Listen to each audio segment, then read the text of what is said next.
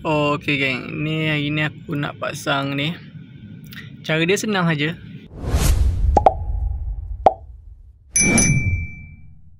Kau pastikan ni yang bulat yang sedia ada ni, pastikan dekat tengah.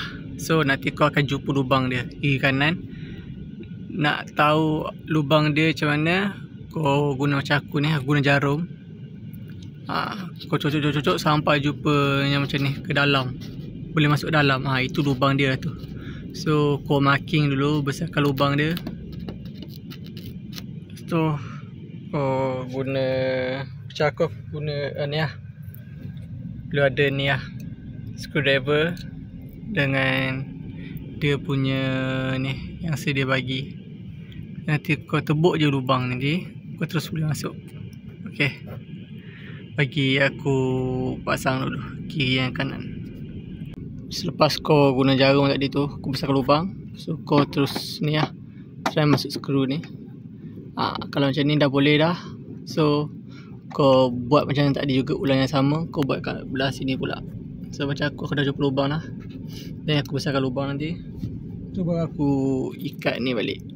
So barulah kita boleh pasang ni. Bagi aku pasang dulu. Alright. Okay gang, dah settle. So tinggal aku ketatkan saja.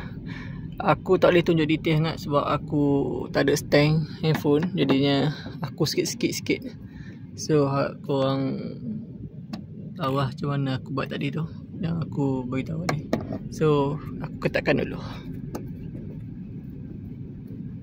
Okay, dah settle gang. Aku ikat kiri dengan kanan. So tutup. Ulang yang sama, buat yang belah kiri dengan belakang ni sama juga macam yang sini. Okay gang, dah settle. Okay, ni belah pintu passenger. So aku pasang ni. Yang ni aku dah pasang dah tadi. Ni dengan yang belah sana. Aku pasang yang ni pula. Alright.